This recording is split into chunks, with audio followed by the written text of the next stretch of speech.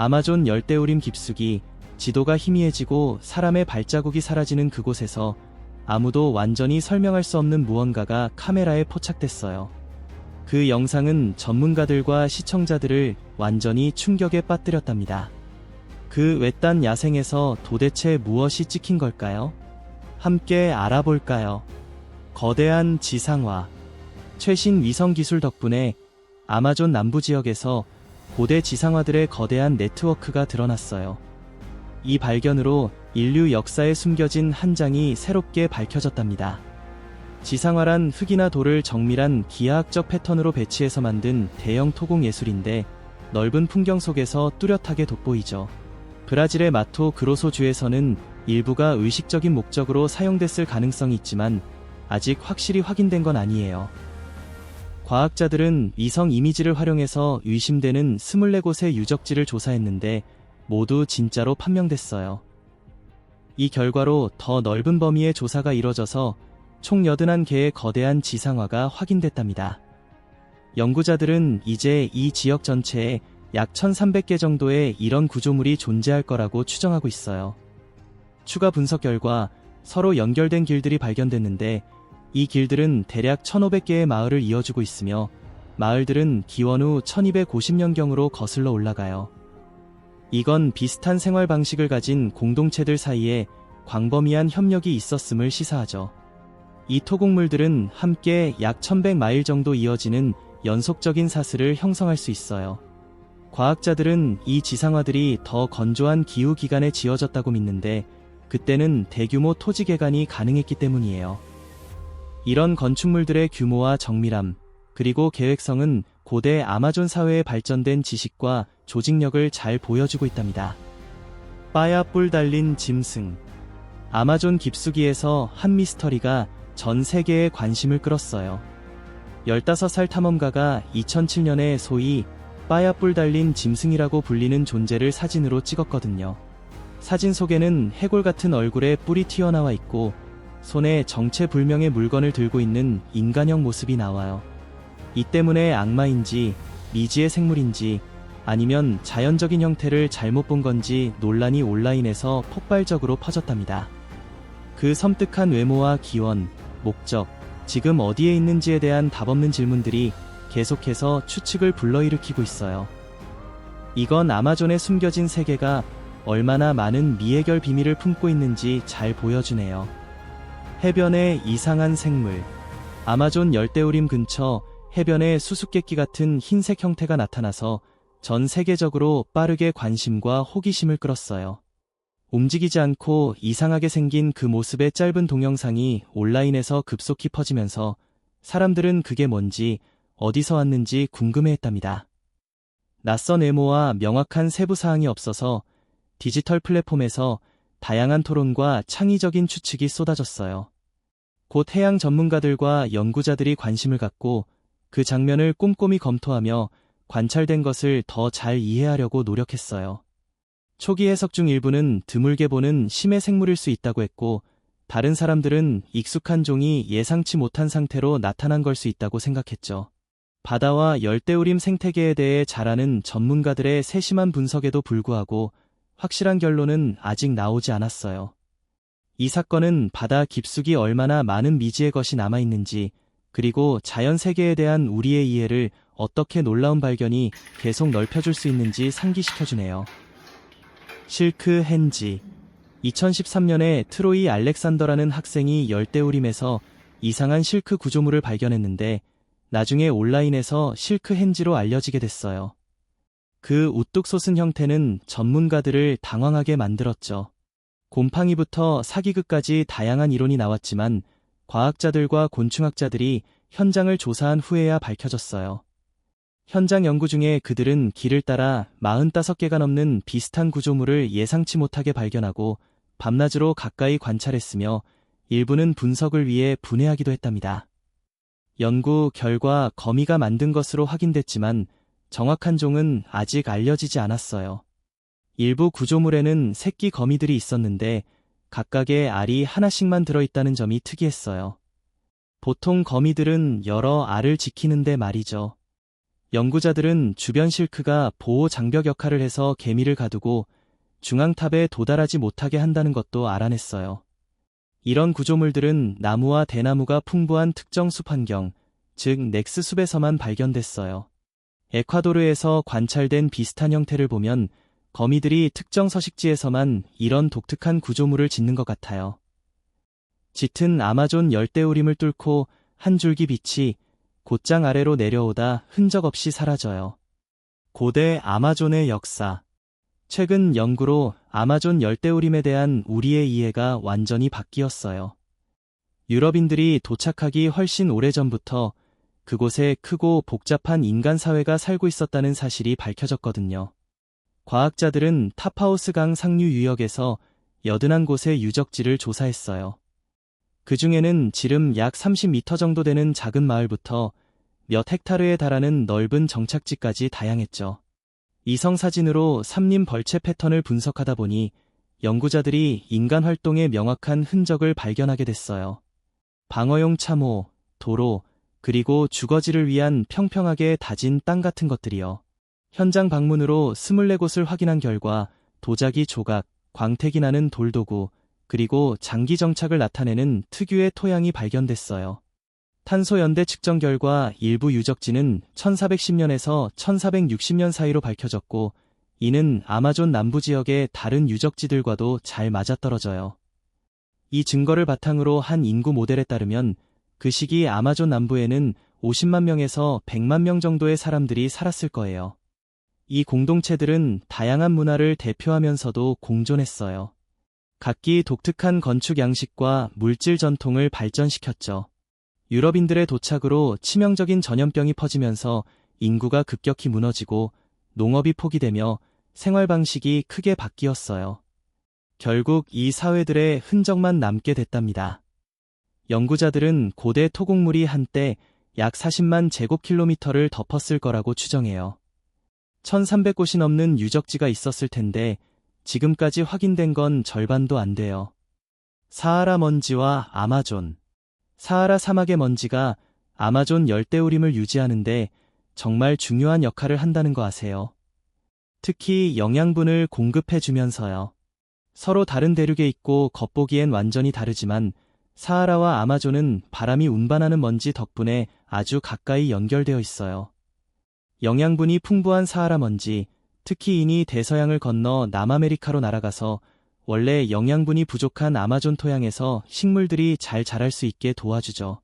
나사의 클라우드 에어로졸 라이더 앤드 인프라레드 패스파인더 새틀라이트 옵저베이션스, 즉 칼립소 위성 데이터를 활용한 과학자들의 연구에 따르면 매년 평균 1억 8088.8200만 톤의 먼지가 대서양을 건너간다고 해요.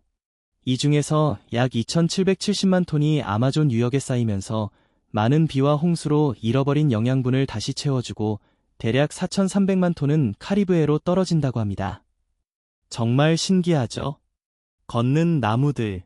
소위 걷는 나무라고 불리는 이 나무들은 울창한 열대 우림 잎사귀 깊숙이 숨어 있다가 환경 변화에 적응하면서 움직이는 것처럼 보이는데요.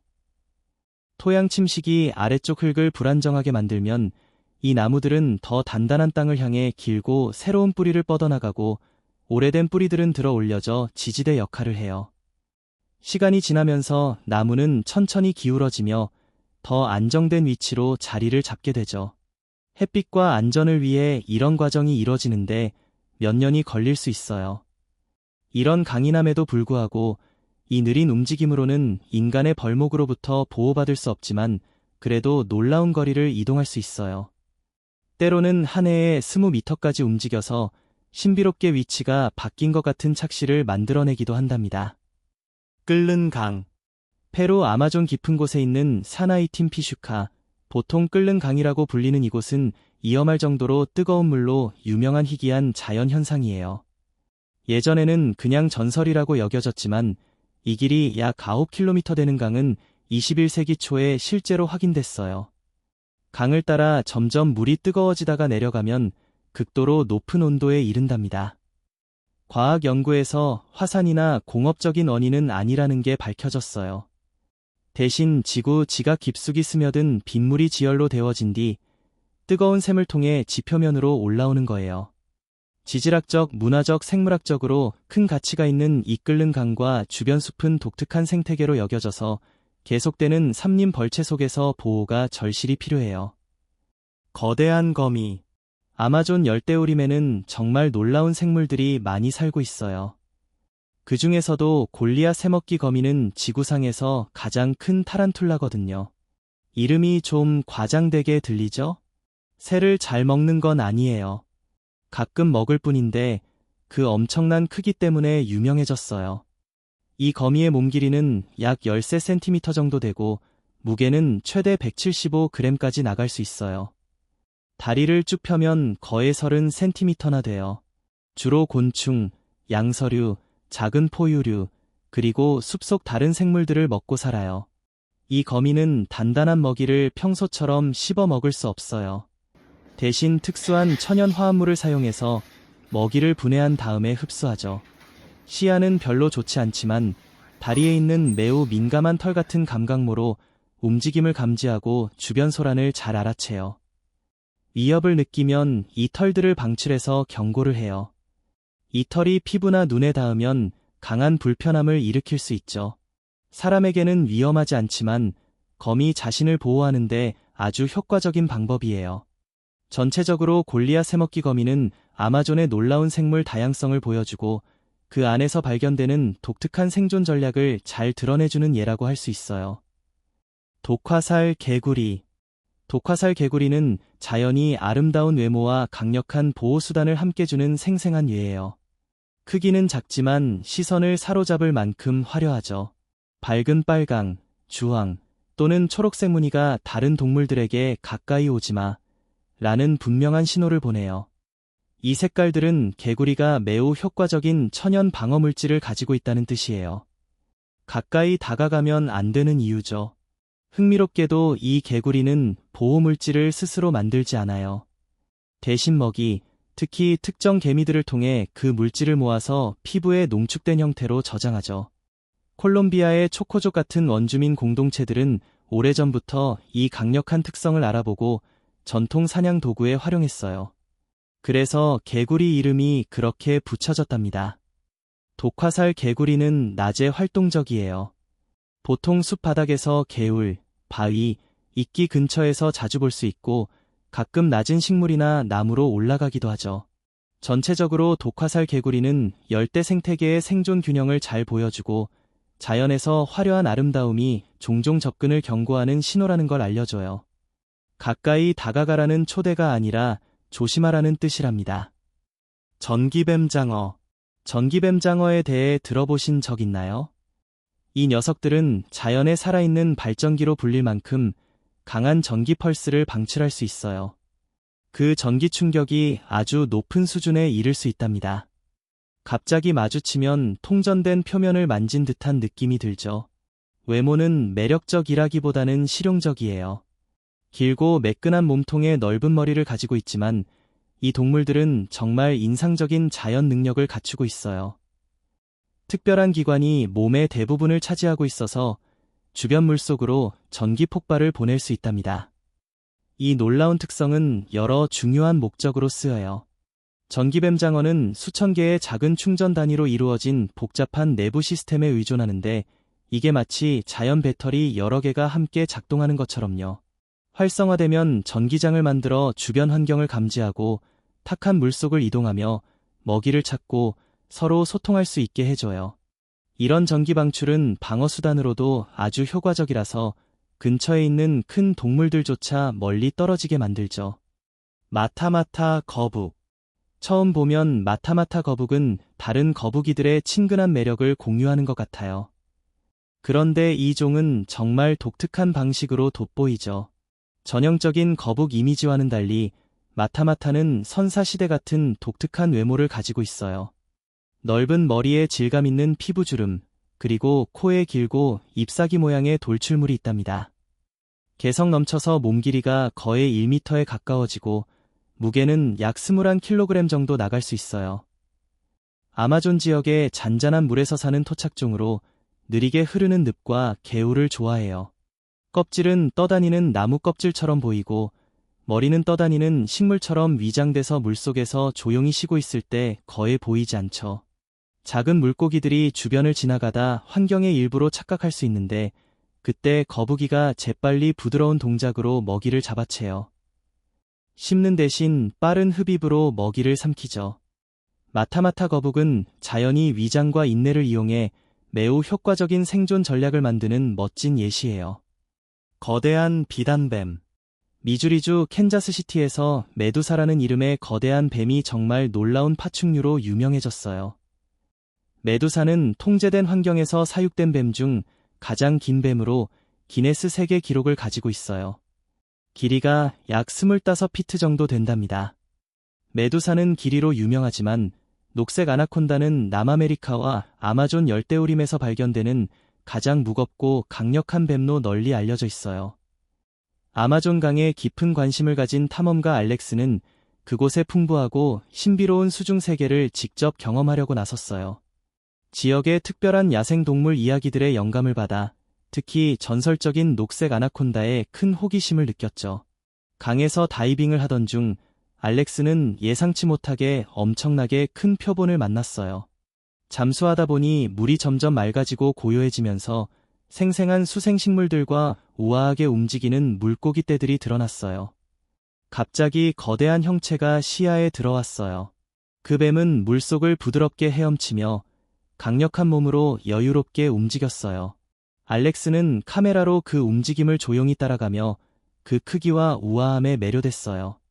숲 캐노피를 통해 스며드는 빛이 녹색 무늬에 반사되며 뱀은 방해받지 않고 계속 길을 갔어요. 이렇게 드물고 경이로운 순간을 목격한 알렉스는 잊을 수 없는 경험을 하게 됐고 아마존 깊숙이 숨겨진 생명의 조용한 위험을 실감했어요. 정글 속 고래. 브라질의 생물학자들은 아마존 강 근처 외딴 섬에서 이상한 발견에 놀랐어요. 먼저 맹그로브 지역 위로 새들이 빙빙 돌고 있는 게 눈에 띄어서 더 자세히 살펴보게 됐죠. 그곳에서 해안선에서 조금 떨어진 울창한 식물 사이에 혹등고래가 쉬고 있는 걸 발견했어요. 혹등고래는 보통 훨씬 더 차가운 남쪽 바다와 관련이 있어서 이 발견은 정말 예상 밖이었어요. 나중에 관계자들은 그 고래가 며칠 전에 자연적인 원인으로 죽었을 거라고 설명했어요. 그래도 위치가 전문가들을 당황스럽게 만들었죠. 대서양의 혹등고래들은 따뜻한 계절의 먹이를 찾으러 남극 쪽으로 이동하는데 아마존강 입 근처에서 평소 서식지에서 수천 마일 떨어진 곳에 나타난 건 설명하기 어려웠어요. 고래의 거대한 크기와 섬의 외딴 위치 때문에 어려움이 있었지만 연구자들은 썰물 때 조심스럽게 검사를 하고 연구를 위한 샘플을 채취했어요. 과학자들은 고래가 예상치 못한 지역에 좌초되는 이유로 어업장비나 선박 교통과의 상호작용 등 여러 가능성을 생각해봤지만 이 경우에는 명확한 결론이 나오지 않았어요. 이렇게 이상한 장소에 고래가 나타난 건 연구자들을 계속 흥미롭게 만들고 자연은 여전히 우리의 이해를 도전하는 신비를 제시한다는 걸 상기시켜주네요. 희귀한 알비노 표범 새끼. 희귀한 알비노 표범 새끼가 구조되어 전문적인 보살핌을 받기 위해 보호공원에 배치되었어요. 이는 그 나라에서 처음으로 기록된 사례예요. 현지 당국이 가장 가까운 도시에서 차로 몇 시간 떨어진 곳임에도 불구하고 구조작전을 펼쳤는데 그곳에서 순백색 털과 빨간 눈을 가진 작은 새끼가 발견되었답니다. 이는 색소 부족으로 인해 생기는 현상이에요. 시각적으로는 정말 인상적이지만 이 상태 때문에 야생에서 생존하기가 어렵답니다. 자연 위장 능력이 없어서 포식자들의 위험에 더 노출되고 사냥 능력도 제한되기 때문이에요. 메들린 보호공원에서 이 새끼는 이제 장기 생존을 위해 의료치료와 먹이, 그리고 쉼터를 제공받고 있어요. 표범은 날씬한 몸과 적응력이 뛰어난 민첩한 야생 고양이로 알려져 있지만 알비니즘 같은 희귀한 유전적 특징은 야생 동물 개체군의 취약성을 잘 보여주죠.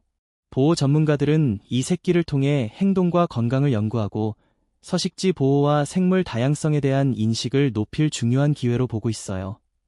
이 새끼의 이야기는 취약한 동물을 보호하는데 보호공원이 얼마나 중요한 역할을 하는지 강조하고 야생 동물 보호와 미래 세대를 위한 생태계 보존 노력에 더 많은 지지를 보내도록 격려해주네요.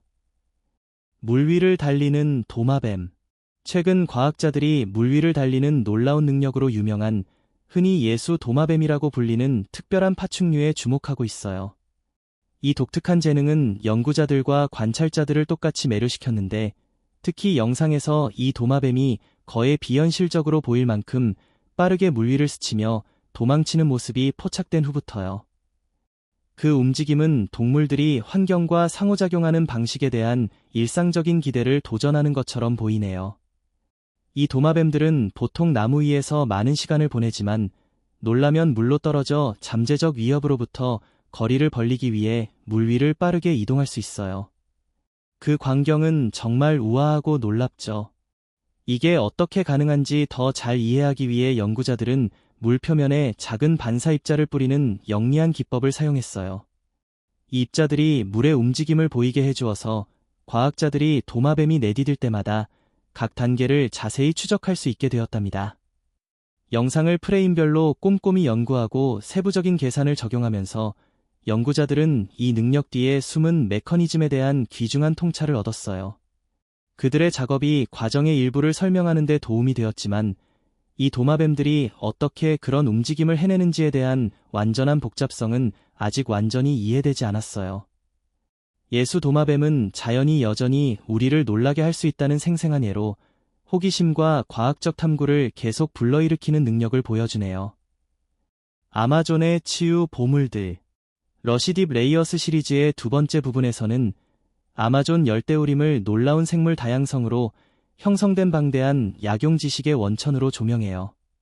이 지역에서 발견되는 식물들에서 많은 생명을 구하는 치료법들이 나오고 있으며 새로운 발견들이 계속 나오고 있답니다.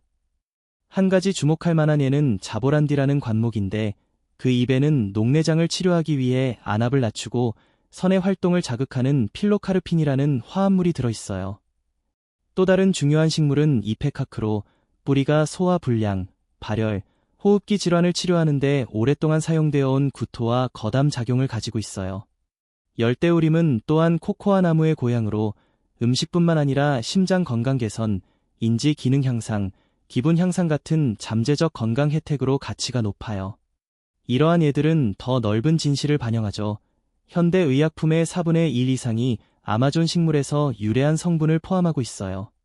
그러나 이 지역 식물종의 아주 작은 부분만 과학적으로 연구되었을 뿐이니 아마존은 미래 의학적 돌파구를 위한 엄청난 미개척 잠재력을 아직 가지고 있다는 뜻이에요.